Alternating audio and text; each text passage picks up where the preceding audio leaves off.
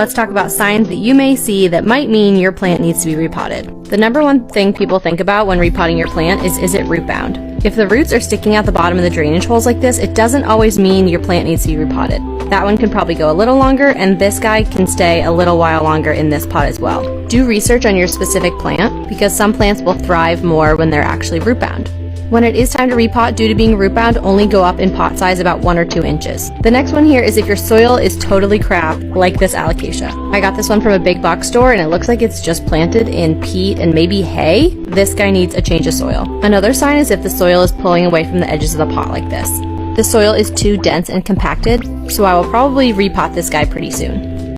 Alright everyone, I'm back with a couple of plant hacks that I think that every Monstera owner should know. Did you know that the splits in your Monstera leaves actually have a name? Yeah, that's right. They're called fenestrations. And these large splits actually have a purpose. These splits actually allow for light to get through to the leaves below.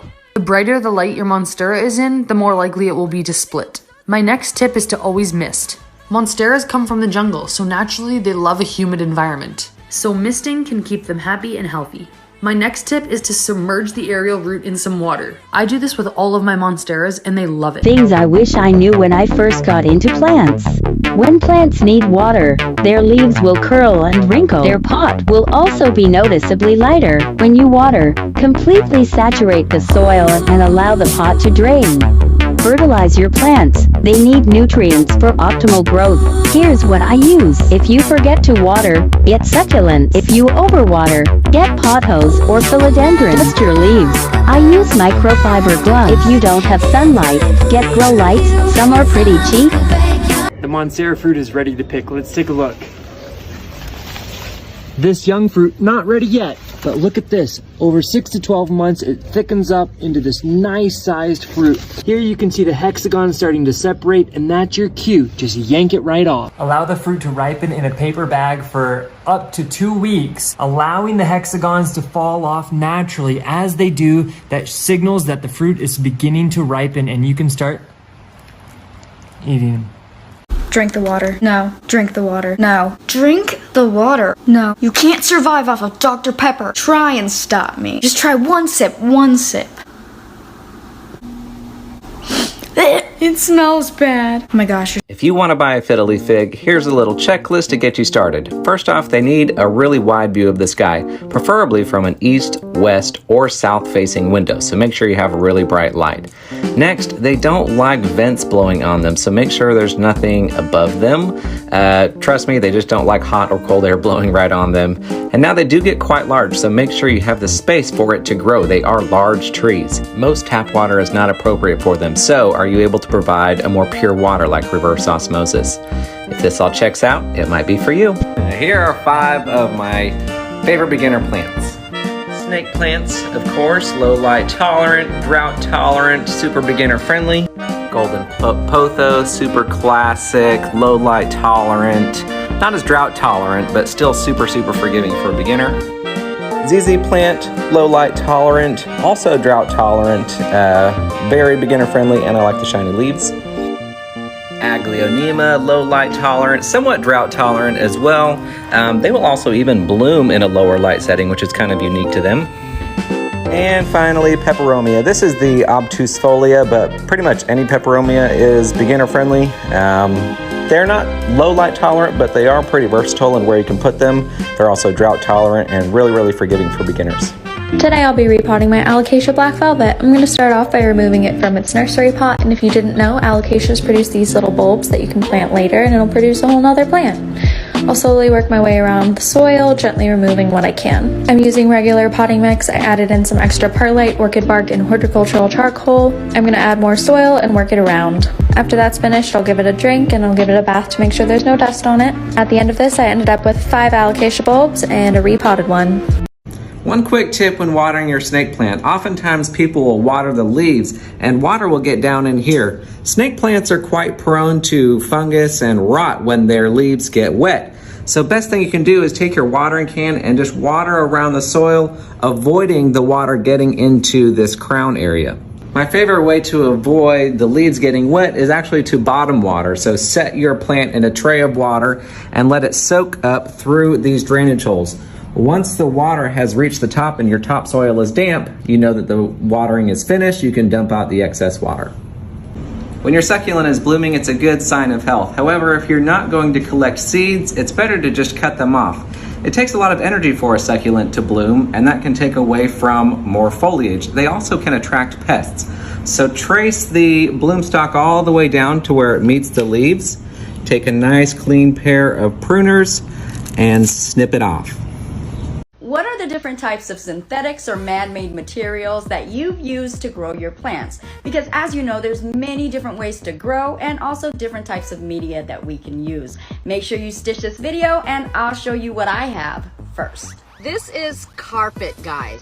Carpet that I've been using on this orchid, and I think we're going on 3 years now for this. And I am proud to say that now we're using carpet poles for our aeroids. And look here, guys, I've even used pool noodles as a hanging moss pole for my Rhaphidophora and also my Dischidia. And soon we'll be using them for my succulents. Corkscrews from literal wine bottles to grow this orchid right here. I'm growing this plant on pressed rubber mulch. And this company makes textile and also polyester mounts. It's a real thing, guys. It's a real thing. Y'all better get with the program. Here is my Monstera, okay? It's like 5 foot tall. On Monday, I did something. I took my moss balls and I put my Monstera's air roots in the water. That's how they naturally grow in the wild, if you didn't know. They obviously love it. In 5 days, 1 new leaf, 2, 3, 4, 5, 6. 6 new leaves by putting the air roots in water. Do it. You no longer need no more convincing. Just put them in water. Y'all know what it is. Plant repotting for beginners. My anthurium was root bound in her pot and it was time to get her up out of there. Got a pot 2 inches bigger than our old pot so that her little roots could keep flourishing unlike y'all edges. Also made sure that the pot had a hole at the bottom so that the plant won't experience root rot. Got her some premium organic soil that drains well and added half to the pot at first. Had to move the soil around to make some room to let La Mama through. Then added some extra soil, leaving about an inch gap at the top for watering. Had to make sure to pat her in there tight like we pat our weed, ladies. Pat that soil, ladies. Added some pebbles to the tray because my tropical girl loves her humidity. Added some tap water that's been sitting for days to not cause shock to her roots from watering straight out the faucet. Made sure I water her until the water started dripping out the bottom hole and stopped. Made sure to spray her with some pesticide consisting of 1 part neem oil water and mild dish soap to keep them bugs away. And boom, my girl is too blessed to be stressed and ready to be springtime fine honey. Follow for more plant tips. This is how to pin vining plants to make them grow thicker. Start by planting the rooted cuttings as you normally would. Then start wrapping the vines around the surface of the soil. Then pin the vines to the soil using bobby pins or anything similar to them. Take your time and make sure to get all the vines secured down and firmly in place. I like to cover the vines with a little bit of potting mix just to speed up the process of new root and vine growth. Make sure to keep the soil moist for a few weeks, and here at the end is a plant that I started from just a few cuttings and I use this method. It's gotten pretty big. This is a Begonia maculata. Did you know they could grow this big? These are 8 feet tall arching bamboo-like stems that could have up to 20 large hanging clusters of pinkish white blooms.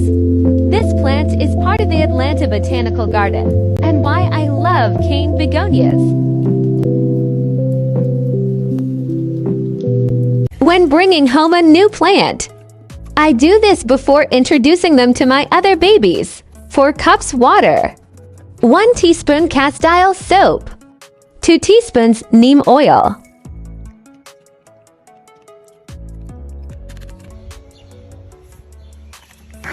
gently remove from pot.